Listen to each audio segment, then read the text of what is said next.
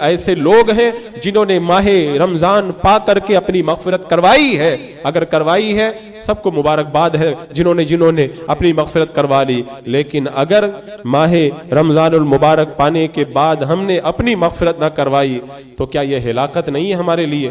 کیا ہمارے لیے بربادی نہیں ہے؟ کیا ہمارے لیے جہنم میں جانے کا سامان نہیں ہے؟ تو خدا کے لیے اب تک جو ہوا سو ہوا اس کے لیے اللہ کی بارگاہ میں توبہ کریں اور اب یہ تہیہ کر لیں. آج اب جو ماہ رمضان آ رہا ہے انشاءاللہ اس ماہ رمضان مبارک کے اندر میں اتنے نیک کام کروں گا, اتنا اپنے مولا کو راضی کروں گا کہ انشاءاللہ میں اپنے رب کو راضی کر کے اپنی مغفرت کا سامان کرا لوں گا اور ہلاکت سے بچ جاؤں گا. یہ تہیہ کریں, اپنے دل میں پورا ارادہ کریں. آگے حدیث پاک میں ہے جب دوسرے زینے پہ میں نے قدم رکھا تو حضرت جبریل امین نے کہا کہ ہلاک ہو وہ بندہ جس پر کہ آپ پر درود پڑھا جائے, آپ کا نام لیا جائے اور وہ آپ پر درود پاک نہ پڑھے. آپ کا نام لیا جائے اور وہ آپ پہ درود پاک نہ پڑھے. تو میں نے کہا آمین. اور جب تیسرے زینے پہ میں نے قدم رکھا تو حضرت جبریل امین نے کہا جس نے اپنے ماں باپ کو یا دونوں میں سے کسی ایک کو بڑھاپے کی حالت میں پایا اور ان کی خدمت کر کے جنت میں جانے کا سامان نہ کیا وہ بھی ہلاک ہو جائے, اس پر بھی میں نے آمین کہا.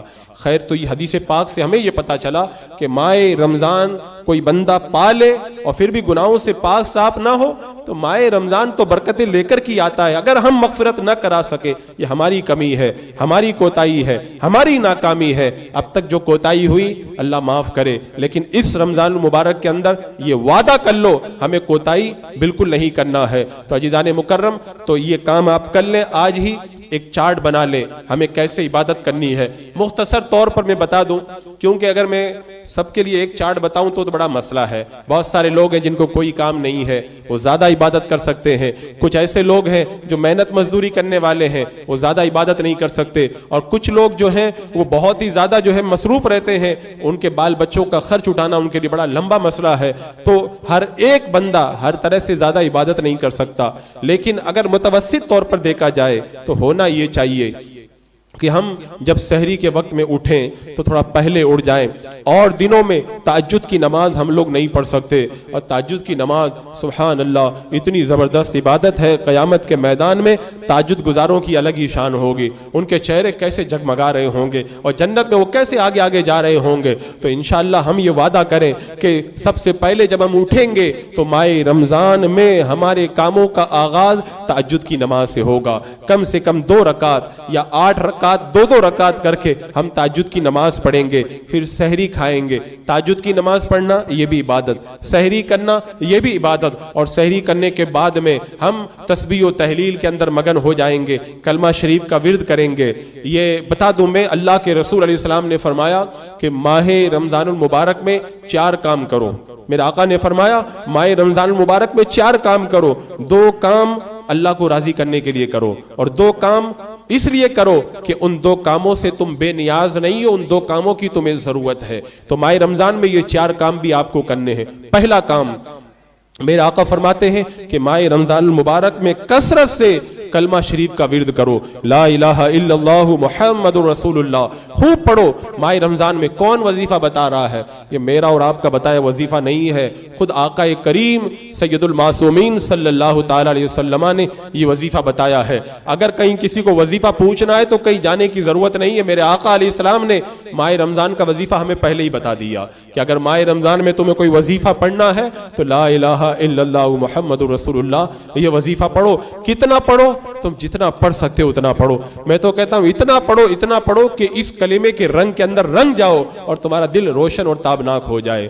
اور اس کی برکتیں اتنی زیادہ ہیں, اس کے لیے الگ سے پوری ایک مکمل تقریر کرنے کی ضرورت ہے کہ اس کلمہ شریف کی برکتیں کتنی زیادہ ہیں.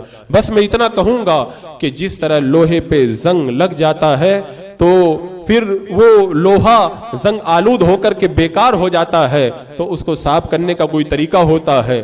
تو دل میں اگر زنگ لگ جائے اور بالکل لوہے پہ زنگ لگے ہوئے کی طرح دل ایک دم بالکل بیکار ہو جائے, اگر کوئی بندہ اس کلمہ کو پڑھے سارا زنگ دور ہو جائے گا اور دل چماچم کرنے لگے گا, جگمگانے لگے گا. یہ اتنا بہترین وظیفہ ہے. میرے آقا فرماتے ہیں دوسرا کام جو اللہ کی رضا کے لیے ماہ رمضان میں کرو وہ ہے कसरत से तौबा इस्तगफार करो, अस्तगफिरुल्लाह रब्बी मिन कुल्लि ज़ंबिन व अतूबु इलैहि, या अस्तगफिरुल्लाह अस्तगफिरुल्लाह। लेकिन एक बात याद रखें, जब भी इस इस्तिगफार को करें तो उस वक्त दिल हाजिर हो और दिमाग में ये तसव्वुर हो कि इधर बंदा पढ़ रहा है कि अल्लाह मैं तेरी बारगाह में अपने गुनाहों से तौबा कर रहा हूँ, अस्तगफिरुल्लाह रब्बी मिन कुल्लि ज़ंबिन, और दिमाग के अंदर ये ख्याल है अल्लाह मैंने फलां गुनाह किया था उससे भी तौबा कर रहा हूँ, मैंने फलां गुनाह किया था उससे भी तौबा कर रहा हूँ। अपने गुनाहों को याद कर कर के तौबा इस्तगफार करें, फिर देखो अल्लाह ताला कैसी बरकतें अता फरमाता है। फिर मेरे आका फरमाते हैं 2 काम और करो माह रमजान में। पहला काम, अल्लाह से जन्नत खूब मांगो,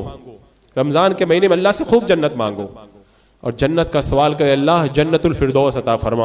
और अगर मोहब्बत में दुआ करो तो इस तरह दुआ करो, अल्लाह जन्नत दे और जन्नत में तेरे हबीब का साथ हमें अता फरमा। अल्लाह की बारगाह में इस तरह दुआ करो, क्योंकि रिवायतों में आता है जब कोई बंदा 3 मरतबा अल्लाह से जन्नत मांगता है तो जन्नत खुद अल्लाह से कहती है अल्लाह ये जन्नत का सवाल कर रहा है, ये जन्नत की नेमतें तो इसको अता फरमा दे। और चौथा काम, माह रमजान में अल्लाह से खूब दुआ करो, अल्लाह हमें जहन्नम के अजाब से बचा, क्योंकि जब 3 मरतबा बंदा जहन्नम के अजाब से बचने की दुआ करता है तो जहन्नम खुद अल्लाह की बारगाह में अर्ज करता मौला इसे तो मेरे अजाब से बचा ले। तो आप देखें माह रमजान में हम बहुत दुआ करते हैं जहन्नम से बचने की, हमें ध्यान नहीं रहता। आप लोग तरावी पढ़ते हो, तरावी में 4 रकात के बाद बैठते हो तो क्या पढ़ते हो, अल्लाहुम्मा अजिरनी मिनन नार, अल्लाहुम्मा अजिरनी नार, या मुजीरो या मुजीरो। तो यही तो पढ़ते हो, इसका मतलब ही यही है अल्लाह हमें जहन्नम के अजाब से बचा। हम पढ़ते हैं लेकिन हमें पता ही नहीं रहता है। तो दुआ करो तो तसव्वुर करो कि हम जहन्नम के अजाब से बचने के लिए अल्लाह की बारगाह के अंदर दुआ कर रहे हैं। और इस महीने का आखिरी अशरा तो जहन्नम से आज़ादी का ही अशरा है।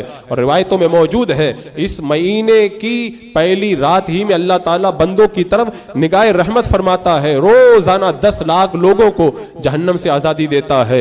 और जुमा के दिन, माह रमजान के जुमा के दिन हर घड़ी 10 लाख लोगों को जहन्नम से आज़ादी दी जाती है।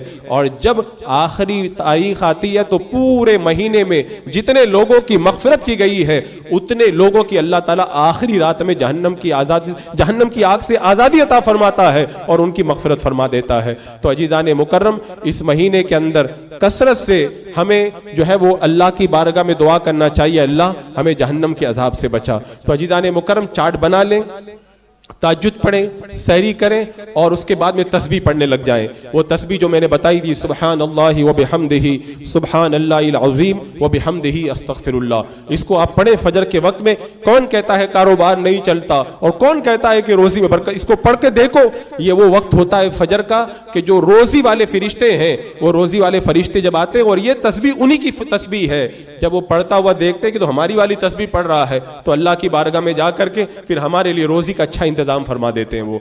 तो तस्बीह पढ़ें, दरूद पाक 100 मरतबा पढ़ें और टाइम मिले तो ला हौला वला कुव्वता इल्ला बिल्लाहिल अलील अज़ीम इसे 100 मरतबा पढ़ें। और बहुत सारे वज़ाइफ, कलमा शरीफ वगैरह का खूब विर्द करते रहें। फजर की नमाज पढ़ें, फजर की नमाज के बाद में बैठे रहें यहाँ तक कि सूरज निकलकर 20 मिनट हो जाए, उसके बाद में 2 रकात नमाज पढ़ें। रिवायतों में आता, हदीस पाक में है, अल्लाह ताला उसे एक हज और एक उम्रा का सवाब अता फरमाता है। फिर जब सूरज के अंदर कुछ तेजी आ जाए तो 12 रकात नमाज, चाश्त की नमाज पढ़े।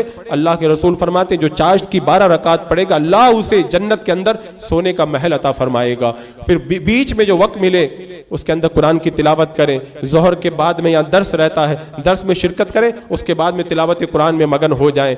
और फिर असर के बाद से लेकर मगरिब का वक्त जो है उसको बहुत ख्याल रखें। मैं देखता हूं कि लोग जो इफ्तारी का वक्त करीब हो जाता है वो बाहर रोड के ऊपर खरीदारी में लगे रहते हैं। वो खरीदारी का वक्त नहीं है, उसके लिए पहले आप लोग निपट लो। वो तो कबूलियत का वक्त है।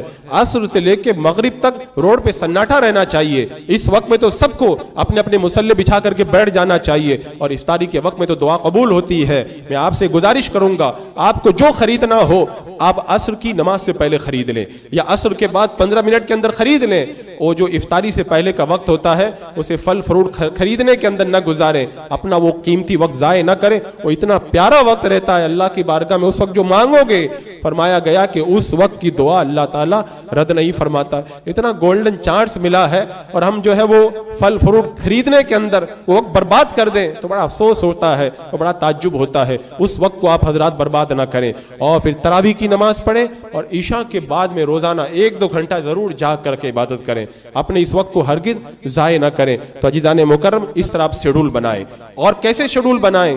پچھلے رمضان میں اگر میں نے 1 ختم کیا ہے اس رمضان میں 2 ختم کروں گا. پچھلے رمضان میں اگر میں نے ہر روزانہ 10 نوافل پڑھے ہیں اس رمضان میں روزانہ 20 نوافل پڑھوں گا. پچھلے رمضان میں میں نے اگر 10,000 بار کلمہ پڑھا ہے اس رمضان میں 20,000 مرتبہ پڑھوں گا. اس طرح سے آپ لوگ پوری تیاری کریں اور پورا شیڈول بنائیں اور اس کے اندر کوئی کوتاہی نہ کریں. اس ماہ رمضان المبارک کو اب ہم بہت اچھے انداز میں گزاریں گے. پھر دیکھو اللہ تعالیٰ ہماری تکلیفوں کو کیسے دور فرماتا ہے اور کیسے اللہ تبارک و تعالیٰ حالات کو پلٹ کر کے ہمارے لیے زندگی کو بہتر سے بہتر بنا دیتا ہے. عزیزان مکرم اب ہم پوری طرح سے تیار ہو جائیں اور ماہ رمضان کے لیے عبادت و ریاضت کے لیے کمر کو کس لیں اور ارادہ کر لیں انشاءاللہ اب کی رمضان یہ ہماری زندگی کو بدلنے والا رمضان ہوگا. اللہ تبارک و تعالیٰ آنے والے ماہ رمضان مبارک کی ہمیں زیادہ سے زیادہ